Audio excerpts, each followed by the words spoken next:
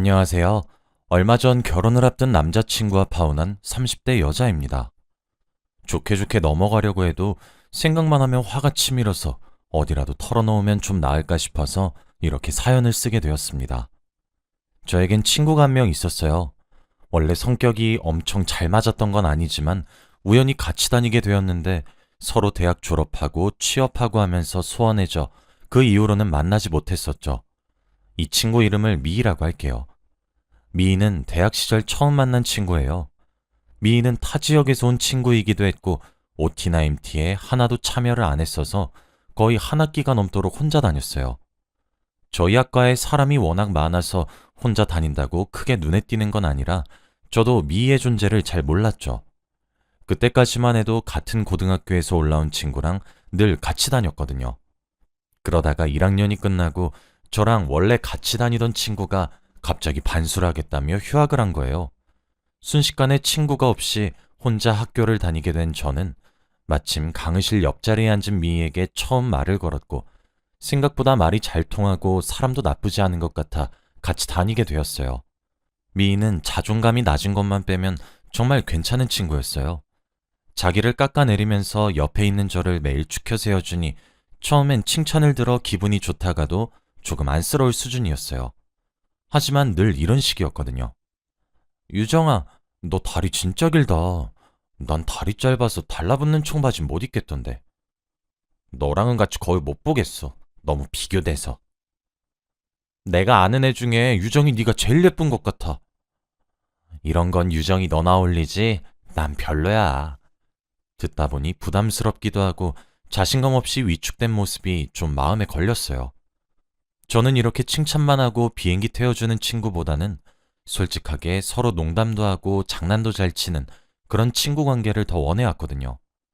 근데 미희는 저를 자기가 모시는 아가씨고 자기는 그런 저를 모시는 아가씨인 것 마냥 늘 저자세로 저를 대하는 거예요. 좀 답답했어요. 그럴 때마다 저도 어떻게 반응해야 할지 모르겠더라고요. 그러다가 미희에게 처음으로 남자친구가 생겼어요. 4살 많은 복학생 선배였는데 신입생은 한 번씩 다 찔러보고 다닌다는 소문이 돌았던 선배였죠. 물론 저도 1학년 때 그 복학생 선배한테 지겹도록 연락을 받은 적이 있었고요.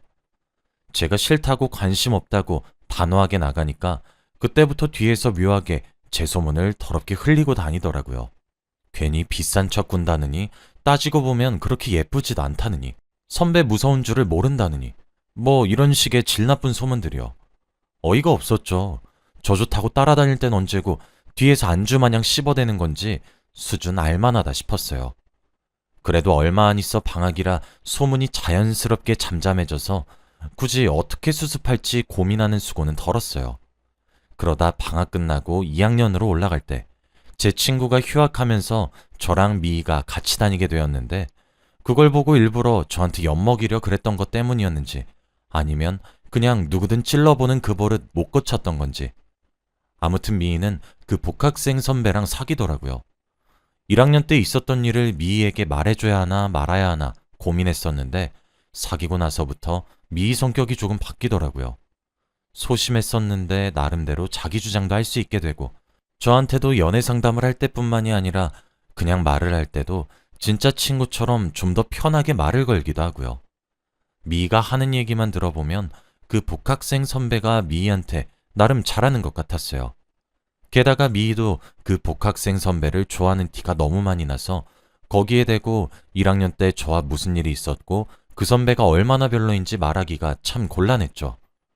속에는 뭔가 이유 모를 책임감이나 불편한 느낌이 있었는데 그래도 당사자들이 좋다는데 굳이 제3자인 내가 이걸 말해야 할까? 하고 자기 합리화했어요. 제 실수였죠. 미희는 남자친구를 사귄 이후로 꾸미는 거에도 부쩍 관심이 많아졌어요. 언제는 다리에 자신이 없어서 치마나 딱 달라붙는 바지를 입기 싫다더니 복학생 선배와 사귀고 난 이후에는 잘 입고 다녔죠. 그렇게 자신감을 되찾은 모습은 저도 좋았어요. 그런데 갈수록 뭔가 이상한 거예요. 미리 말하는데 저는 제가 좋아하는 스타일이 확고해서 제가 입는 옷은 유행을 잘 안 타요. 좋게 말하면 개성 있는 거고 제 언니 말을 빌리자면 좀 촌스럽고 누가 입나 싶은 옷을 입는 거죠. 원래 남 시선을 의식을 안 해서 저는 나름대로 제 스타일에 만족하면서 살았어요. 제가 좋아하는 옷 스타일이 마침 저한테 어울리기도 하니 싫을 이유가 없었죠. 그런데 미희가 하루는 저보고 어디서 옷 사냐고 물어보더니 그 이후로부터는 제가 입는 옷이랑 비슷한 패턴, 소재로 된 옷을 자주 입고 오는 거예요. 제가 미희 만나면서 예전에 한 번씩 입고 왔던 옷이랑 비슷한 것들로 골라서요. 아, 이게 참 대놓고 말하기엔 제가 무슨 그 스타일 특허낸 것도 아니고 근데 뭔가 기분은 나쁘고 말로 설명할 수 없는 그런 기분이더라고요. 제가 특별히 대놓고 뭐라 말을 안 하니 미희가 절 따라하는 건 점점 심해지더라고요. 제가 머리 위쪽은 고동색, 아래쪽은 청록색으로 좀 튀게 반반 염색을 했었는데 지겨워져서 고동색 부분만 남겨두고 머리를 자르면서 단발로 헤어스타일을 바꿨거든요. 그리고 얼마 안 있어서 미희가 색깔만 교묘하게 피해서 머리 아랫부분 절반만 초록색으로 염색을 하더라고요. 살짝 화가 났지만 참았어요. 저는 이미 단발로 머리를 자르기도 했고 유치하긴 하지만 아예 똑같은 색도 아니잖아요.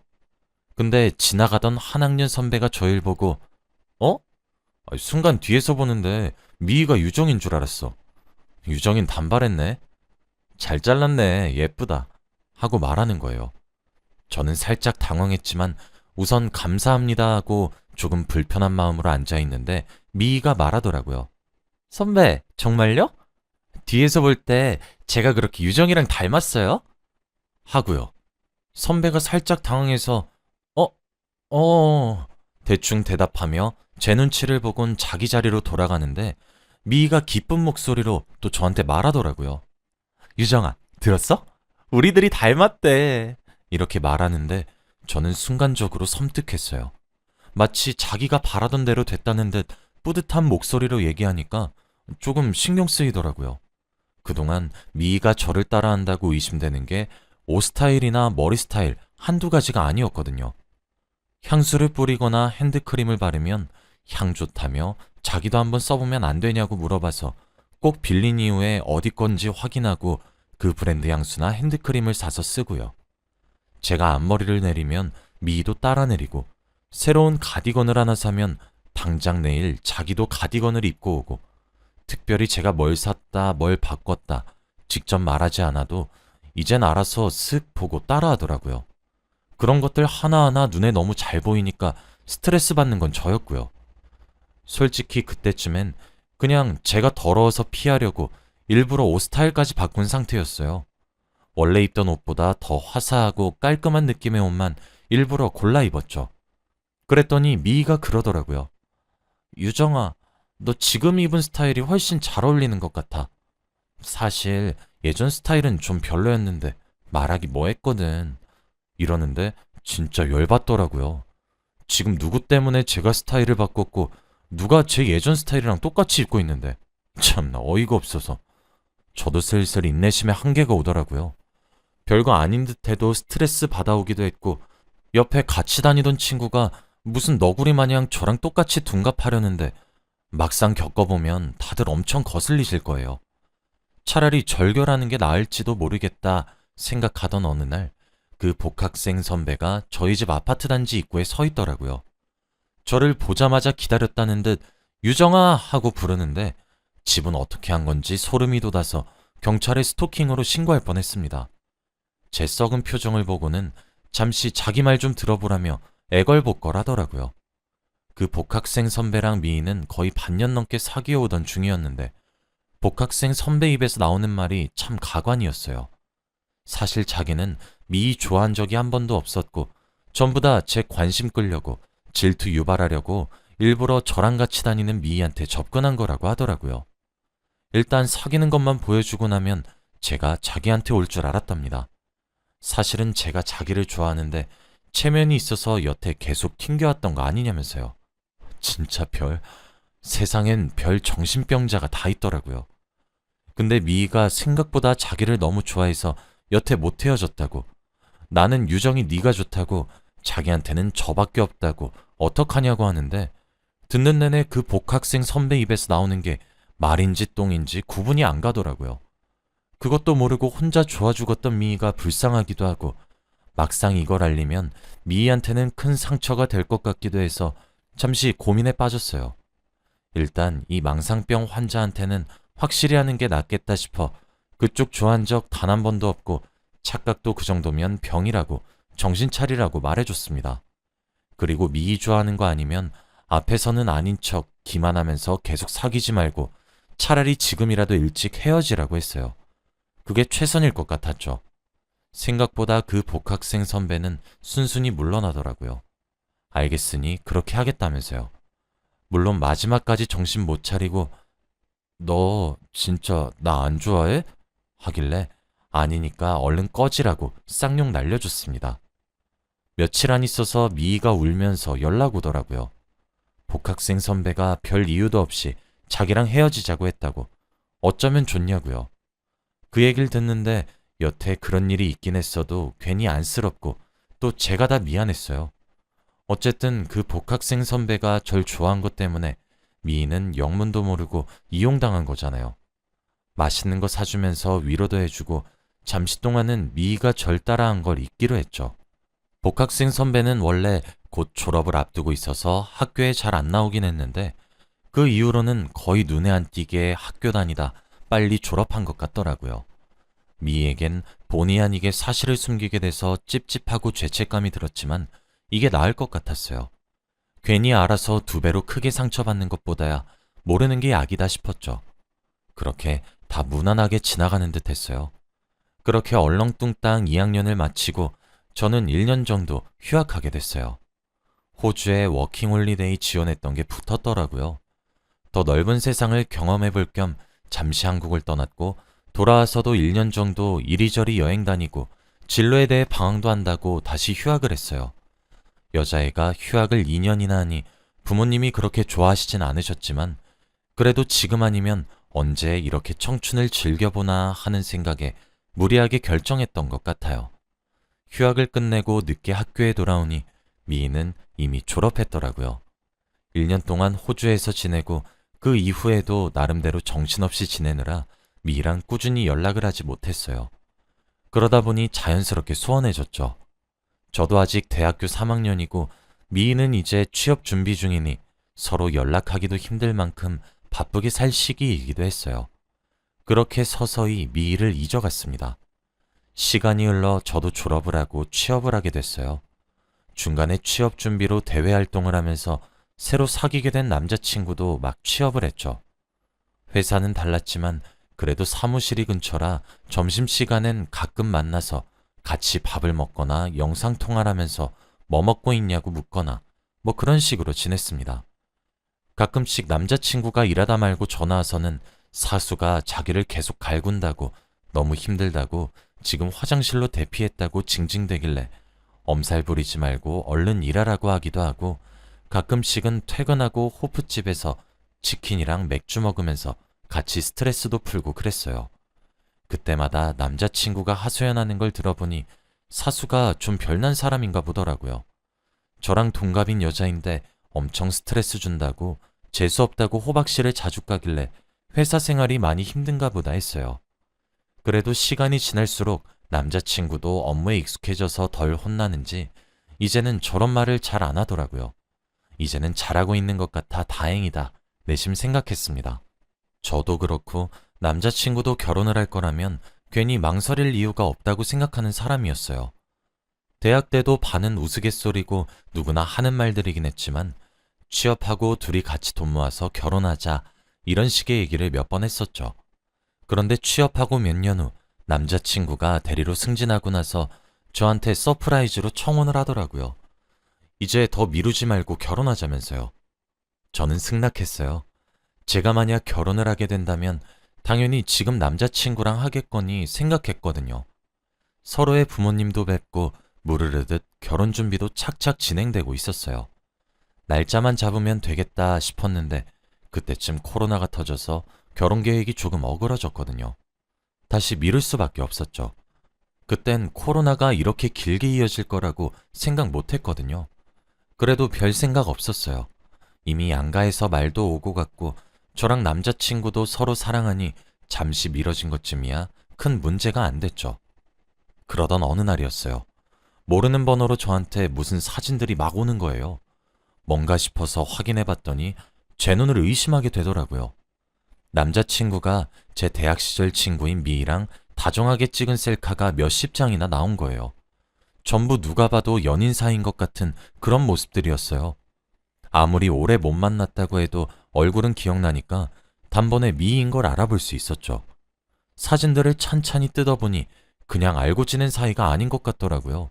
옷 입은 걸 보니까 못해도 좋기 1년은 넘게 만난 것 같았어요. 여름 옷을 입고 찍은 사진도 있고 겨울 옷을 입고 찍은 사진도 있었으니까요. 얼마 안 있어 문자도 오더라고요. 내가 누군지 알 것 같아? 우리 할 얘기가 좀 남았지? 하고요. 바로 그 번호로 전화를 거니 역시 미희 목소리가 맞더라고요. 미희는 저더러 얘기를 듣고 싶으면 사무실 근처 카페에서 퇴근 후에 보자고 했습니다. 저는 알겠다고 하고 퇴근 후 카페로 향했죠. 미희가 앉아 있더라고요. 사진 속 모습 그대로, 대학 시절 그 얼굴 그대로요. 미희가 먼저 말을 건넸어요. 오랜만이야? 그러게, 오랜만이다. 사진이 궁금해서 온 거지? 맞아. 네 남자친구랑 나 둘이 사귄 지 이제 1년 넘었어. 네가 어떻게 그럴 수가 있어? 모르고 사귄 거야? 둘이 어떻게 만난 거야?